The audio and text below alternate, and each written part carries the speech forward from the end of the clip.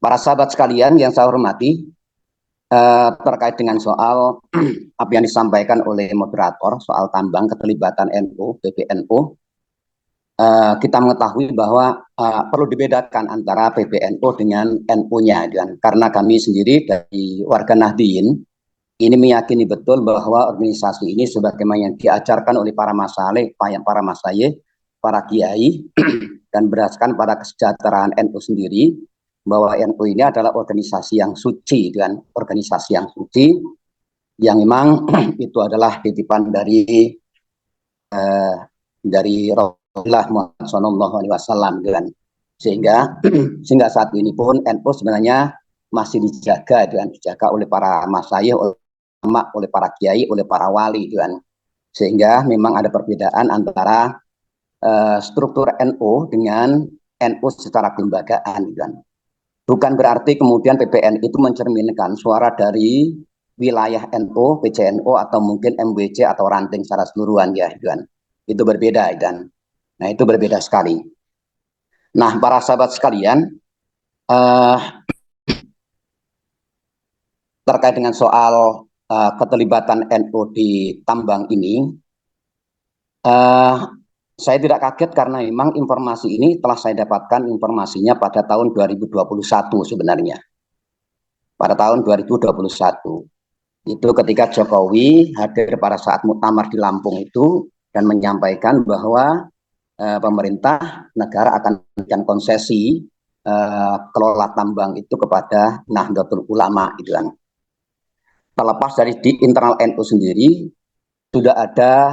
sudah dimaklumi dan dipahami bahwa industri ekstraktif atau tambang ini, apa bentuknya yang merusak terhadap alam ini, memang dari sisi fikih itu memang sifatnya itu merusak, dan itu adalah dihukumi haram, karena sifatnya itu. Tapi walaupun pada saat yang terakhir ada argumentasi yang dibangun oleh PBNU, karena memang fikih ini sifatnya khilafiyah, sehingga bahwa PBNU merasa bahwa sisi khilafiyah ini bisa dihilangkan pada sisi madorotnya dan lain sebagainya, Nah, para sahabat sekalian,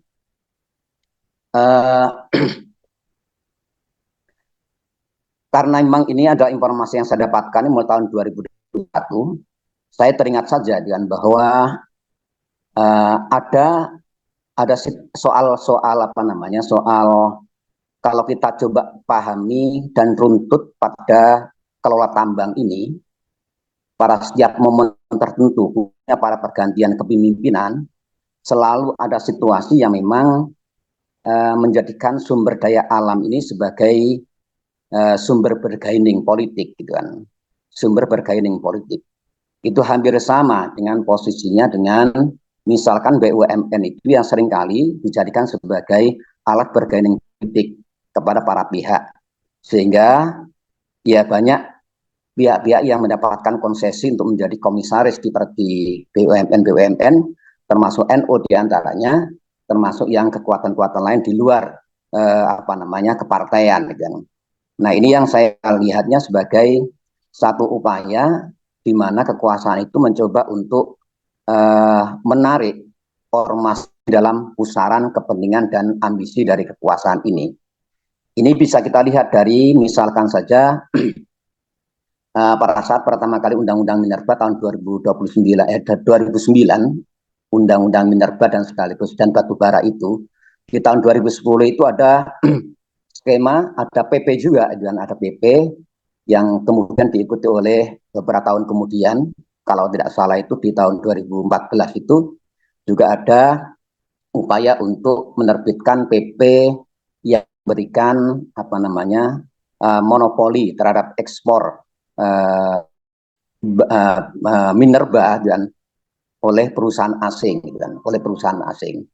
Artinya kenapa itu terjadi? Karena memang ada situasi politik yang melatar belakangi, di mana ada faktor dari luar yang mempengaruhi terhadap kekuasaan pada saat itu, sehingga menyebabkan kemudian ada kebijakan yang mengharuskan pemerintah itu memberikan monopoli terhadap ekspor bahan mentah tambang, walaupun di aturannya sebenarnya itu mendaki adanya upaya untuk pengelolaan minerba itu secara secara lokal, artinya kewajiban untuk membuat smelter dan lain sebagainya. Nah, saya melihatnya hampir sama dengan yang dialami oleh PBNU dan di tahun 2001 ini kan situasi yang memang hampir di akhir kepemimpinan Jokowi kan, kepemimpinan Jokowi, sehingga mencoba untuk menarik PBNU itu dalam pusaran kepentingan dan ambisi Jokowi dan ambisi Jokowi. Nah, sehingga kemudian PBNU tertarik dalam pusaran itu dan kemudian mengambil peluang ketika pemerintah atau kekuasaan itu memberikan konsesi kepada PBNU. Dan sekali lagi bahwa catatan saya bahwa kalau mengambil satu ungkapan dari ahli hikmah, kullu syai'in qalbun, bahwa setiap sesuatu itu ada jiwanya. Ini problemnya itu adalah jiwa itu sudah lepas, semangat dan jiwa dari sesuatu itu lepas dari fisik atau jasad. Bahwa NU itu secara kelembagaan itu memiliki visi dan sekaligus maksud dan sekaligus filosofis yang sangat luar biasa sebenarnya. Dan ini sebenarnya bisa diterjemahkan dalam sikap PBNU yang memang turut menjaga terhadap sumber daya alam, tidak merusaknya. Tapi ketika kemudian PBNU itu ditarik pada pusaran kepentingan dan ambisi dari kekuasaan, itu yang saya melihatnya mulai ada keterlepasan antara jiwa dari para pimpinan NU. Sekali lagi pimpinan DPB, sekali lagi pimpinan DPB itu berbeda dengan sikapnya dengan di wilayah ya, dengan di cabang maupun di MWC maupun di tingkat ranting itu berbeda kan. Karena di bawah pun juga ada penolakan sebenarnya. Kenapa sih PBNU itu turut ikut-ikutan dalam kelola tambang? Karena bagi mereka itu NU itu adalah sifatnya khusus karena punya khawais dan karena punya ciri khas, punya karakteristik, punya kepribadian yang berbeda dengan yang lain. Maka kalau NU itu terlibat secara penuh dalam tata kelola tambang ini, apa bedanya kemudian NU itu dengan perusahaan-perusahaan tambang yang ada lah kan? Nah, ini sudah ada pergeseran terhadap jiwanya kan? Ada perubahan pergeseran terhadap jiwa dari NU itu sendiri. Itu yang disayangkan. Nah, untuk itu para sahabat sekalian, kami diajarkan di lingkungan NU ini, khususnya kalau kita bersanad atau terikat pada satu ideologi dari almarhum Kiai As'ad Syamsul Arifin, salah satu pendiri NU, yang tugas beliau adalah memfasilitasi pendirinya NU itu melalui restu dari Sayyidina Khalil kepada Mbah Hasyim Asy'ari. Beliau pun menyampaikan bahwa ketika ketika PBNU itu dalam dakwahnya, dalam sikapnya, dalam perkataannya itu ternyata merugikan terhadap perjuangan NU, merugikan terhadap perjuangan pondok pesantren, merugikan terhadap kepentingan masyarakat, maka jangan diikuti.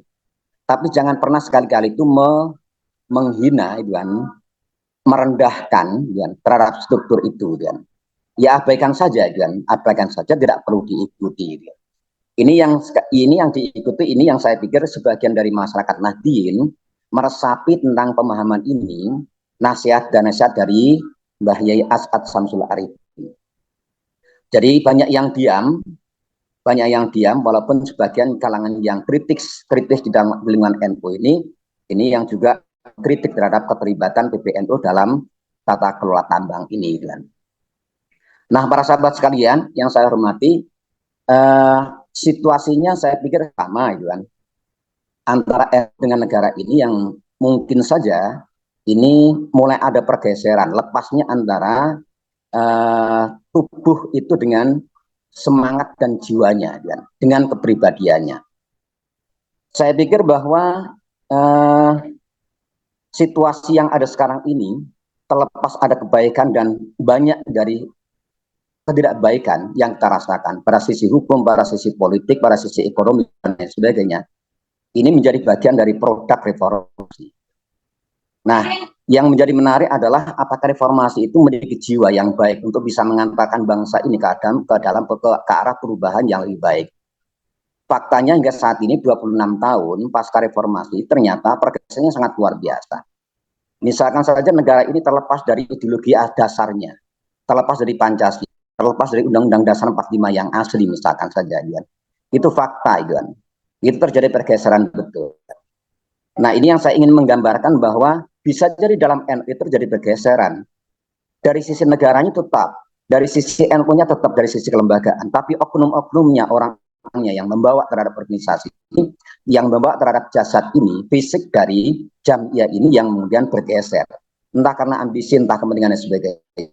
Para sahabat sekalian, NU selama ini walaupun bisa dikatakan berbeda dengan organisasi yang lain yang punya kemampuan fiskal, kemampuan pendanaan, kemampuan cadangan dana yang besar, tapi NU selama 1 abad ini tetap berkembang, tetap bahkan meluas, bertambahnya konstituen atau anggota NU. Kenapa seperti itu? Karena memang NU itu digerakkan oleh Nahdien, atau pembiayaan Nahdien, secara mandiri mereka memiliki kedaulatan untuk mengelola tujuan ber-NU, baik dari sisi agama maupun kemasyarakatan. Saya ambil contoh saja bahwa di Jombang ini misalkan saja, kita punya rumah sakit NU, yang itu nilainya sekitar 100 miliar. Itu dari mana? Itu diri dari masyarakat sini, berangkat awalnya. Walaupun juga ada bantuan dari pemerintah, itu kan menjadi kewajiban. Kalau menurut Kiai misalkan saja bahwa pemerintah membantu NU itu sudah sewajarnya, karena memang alamatnya bukan NU-nya, tapi kepada warga Nahdien yang difasilitasi melalui NU. Nah, tugas NU adalah mengelola bantuan pemerintah ini sebaik-baiknya. Contoh yang saya katakan rumah sakit NU Jombang itu, yang nilai asetnya sekitar 100 miliar misalnya saja, itu sepenuhnya untuk kebaikan masyarakat Nahdien Jombang. Termasuk BMTNU, Badan Baitul Mal wa Tamwil misalkan, yang nilainya sekarang itu hampir 150 miliar. Itu di Jombang. Semuanya berangkat dari Nahdien sendiri, tidak dari yang lain, kan. Termasuk yang lain juga, termasuk dari yang lain di pelosok manapun di Indonesia, perkembangan NU itu ditopang oleh Nahdien, para tokoh-tokohnya, dan melalui infak, sodako dan lain sebagainya. Saya pikir ini cukup dan punya tahan yang kuat. 100 tahun loh NU seperti ini, tanpa intervensi, tanpa kemudian bantuan yang secara spesifik, misalkan seperti yang dibayangkan oleh PBNU, bahwa dengan kelola tambang ini harapannya akan ada keuntungan-keuntungan misalkan yang dicadangkan untuk NU, dan saya pikir enggak juga, dan pondok pesantren itu hidup karena memang dihidupi oleh para kiai-kiai dan para wali santri dan sekaligus para santri itu dan masyarakat sekitar dan lain sebagainya. Tidak ada kaitannya, dan semua bisa hidup dengan mandiri, dengan berdaulat. Dan nah, seperti ini saya pikir jiwa seperti ini harus tetap melekat di NU, dan bukan kemudian berpikir pragmatis bahwa merasa tanggung jawab besar NU terhadap Nahdien di bawah pondok pesantren misalkan memberikan, sehingga harus punya cadangan dana yang besar, kan, sehingga kemudian memposisikan diri Jamiyah ini sebagaimana perusahaan tambang kemudian bergeser berubah menjadi perusahaan tambang yang ikut menambang. Ini saya pikir menjadi persoalan besar, kan.